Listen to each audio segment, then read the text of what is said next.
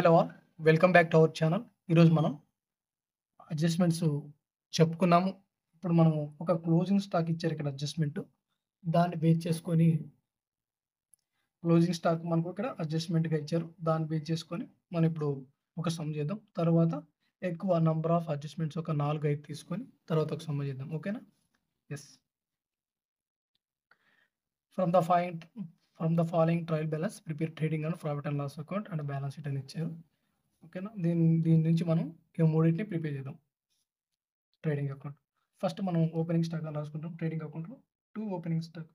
2 opening stock. ఓకేనా? పూర్తిగా రాయట్లేదు. 3200. Next purchases 2 purchases ఎంత పర్చేస్ 8500. రిటర్న్స్ ఉన్నాయో చూద్దాం. Purchase returns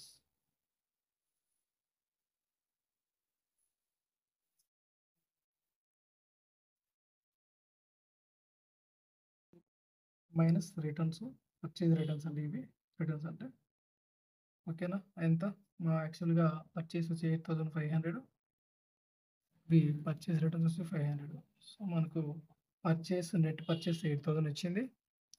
next wages 2 wages మనం డైరెక్ట్ ఎక్స్‌పెన్స్ అని కూడా రాసుకోవాలా.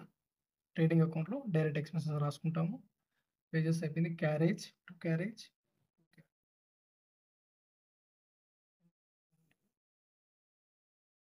ఏముంది డిస్కౌంట్ సేల్స్. ఇక మనం బై సేల్స్ అని రాసుకోవాలండి. బై సేల్స్ ఎంత? 14,000. సేల్స్ రిటర్న్స్ ఉన్నాయి ఇక్కడ.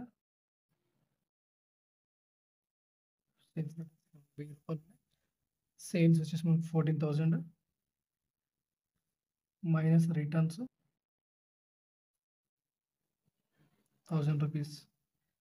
మనకి ఇప్పుడు ఎంత వస్తుంది టోటల్? 13,000 వస్తుంది sales returns. Sorry, sales 13,000 net sales. Next creditors discount received.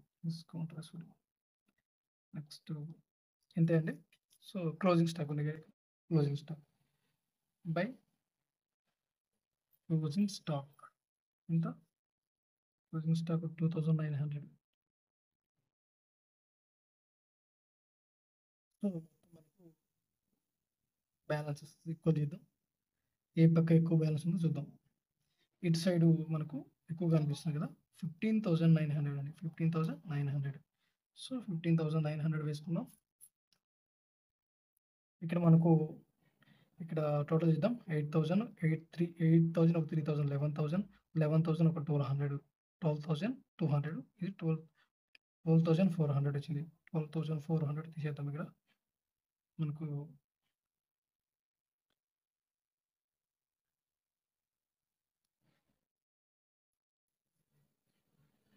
ఇక్కడ మనకు గ్రాస్ ప్రాఫిట్ ఎంత వచ్చింది?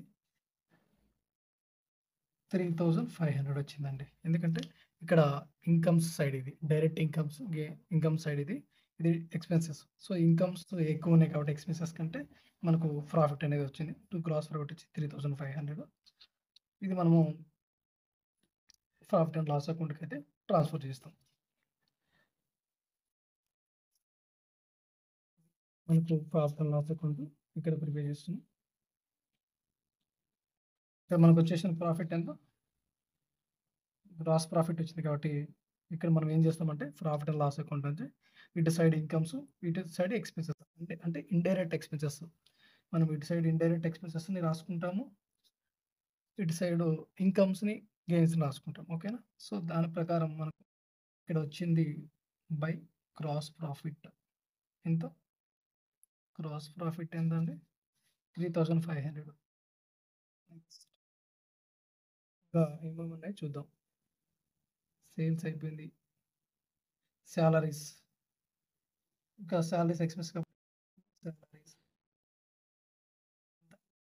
1,000 rupees. To rent 450 rupees. Discount allowed అని రాస్తున్నాను. డి అని రాస్తున్నాను. 350. నెక్స్ట్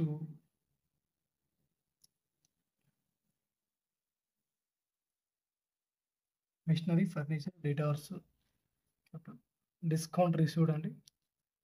ఇక్కడ బై డిస్కౌంట్ రిసీవ్డ్ ఎంత 1500.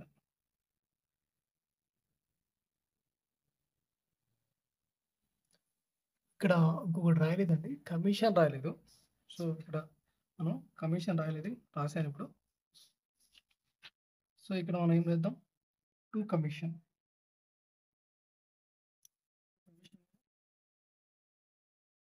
300. సో ఇప్పుడు మనకు అన్ని రాసాం కదా, ప్రాఫిట్ అండ్ లాస్ అకౌంట్ సంబంధించి అన్ని ఎంటర్ చేసేసాం. ఇక్కడ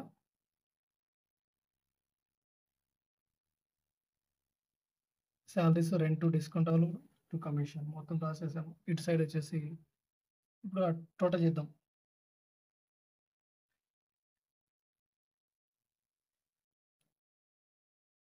5000 వచ్చింది టోటల్. సో ఇది కూడా 5000 రాసుకోవాలి. ఏది ఎక్కువ అయితే ఆ అమౌంట్ మనం ఇక్కడ రాసుకోవాల్సి ఉంటుంది. క్రెడిట్ సైడ్ అమౌంట్ ఎక్కువ ఉంది కాబట్టి 5000 రాసాము. సో మనకు ఇవి టోటల్ చేద్దాం. 350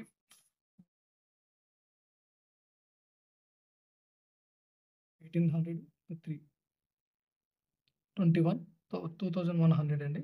2100 అంటే ఇక మనకు వచ్చేది 2900 to net profit. Net transfer to capital account. ఓకేనా, transfer to capital account. Next మనము బ్యాలెన్స్ షీట్ ప్రిపేర్ చేద్దాం. Liabilities, assets. లయబిలిటీస్ ఇవి అసెట్స్. మనకు ఇక లయబిలిటీస్ ఏమున్నాయి, అసెట్స్ ఏమున్నాయి ఒకసారి చూద్దాం.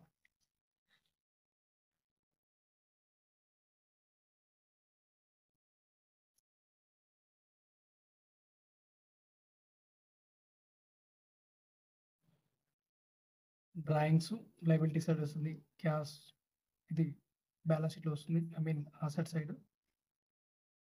మెషినరీ, ఫర్నిచర్, డేటార్స్, మనకు ఈ యొక్క స్టాకు, క్రెడిటార్స్, క్యాపిటల్, ఇవన్నీ మనకు ఎక్కడ వస్తాయంటే మనకు బ్యాలెన్స్ షీట్లో వస్తాయి. సో రాద్దాం. ఏంటి, క్యాపిటల్ ఎంత 20,000. ఇంకా మనకు ఇక్కడ ఏముంది, నెట్ ప్రాఫిట్ యాడ్ చేయాలి కదా, ప్లస్ నెట్ ప్రాఫిట్ ఎంతండి, నెట్ ప్రాఫిట్ మనకు 2900 వచ్చింది కదా. మొత్తం మనకు 22,900 వస్తుంది. మళ్ళీ ఏం చేయాలి మనము, దీంట్లోంచి మైనస్ డ్రాయింగ్స్ తీసేయాలి కదా. సో డ్రాయింగ్స్ ఎంత, డ్రాయింగ్స్ 2000 తీసేయాలి. సో 2000 డిడక్ట్ చేద్దాం. ఫైనల్గా మనకి ఎంత, 20,900 ఉంది. ఈ 20,900 అనేది మనకు ఉంది కాబట్టి ఇది మనకు క్యాపిటల్ 20,900. నెక్స్ట్ ఇంకేముంది, లయబిలిటీస్, క్రెడిటార్స్ ఉన్నాయి.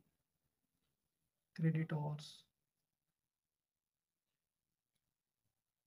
22,900, 2000 తీసేస్తే మనకు క్రెడిటార్స్ ఎంత ఉంది, 5,000.